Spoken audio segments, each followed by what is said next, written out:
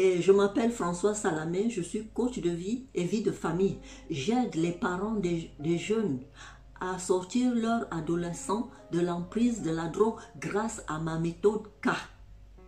Parents et adolescents, au-delà des ombres. Paul est un père de famille dévoué, il a 45 ans et vit seul avec son fils de 16 ans, Jonas. Son épouse est décédée, foudroyée par un cancer, quand Jonas avait 8 ans. Paul s'est donc décidé de ne pas se remarier. Avec son fils, ils connaissent des moments heureux, de complicité et de rire. Des signes de changement de comportement subtil de Jonas commencent à émerger.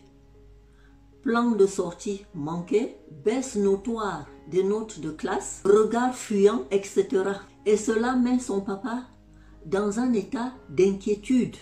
Il a le choc le jour où il trouve sur la table de la cuisine des joints abandonnés par son fils. Cela lui permet de comprendre les indices du changement de comportement de son fils.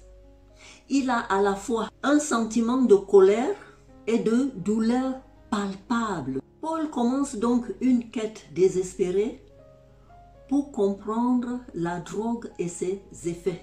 Il entreprend des consultations auprès des experts, des consultations et recherches auprès des parents, en particulier les parents proches des amis de son fils. Cela révèle la complexité de la situation. Un matin, Paul, tendu, décide de confronter Jonas à la situation à propos de la drogue. La réponse de Jonas oscille entre le désespoir, la détresse. Paul, tendu, décide de confronter Jonas à la drogue, à propos de la drogue. La réaction de Jonas oscille entre la défense et la détresse.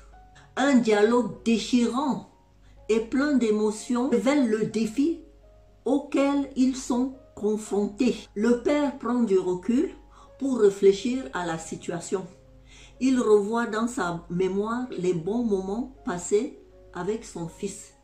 Il décide de lutter pour aider son fils plutôt que de le condamner. Je dirais que Paul et Jonas commencent un voyage difficile mais nécessaire vers la guérison. Paul accompagne son fils aux consultations chez le thérapeute. Il s'est investi de manière entière pour aller suivre et l'aider à sortir de cette impasse. Ça prend du temps. Le père garde espoir qu'il sortira son fils un jour dépendance. Donc ce que je voudrais dire, c'est que seul l'amour inconditionnel des parents aide les jeunes à sortir de cette impasse. Dites-moi en commentaire ce que vous en pensez. Si vous vivez cette situation, que ferez-vous? Abonnez-vous, likez.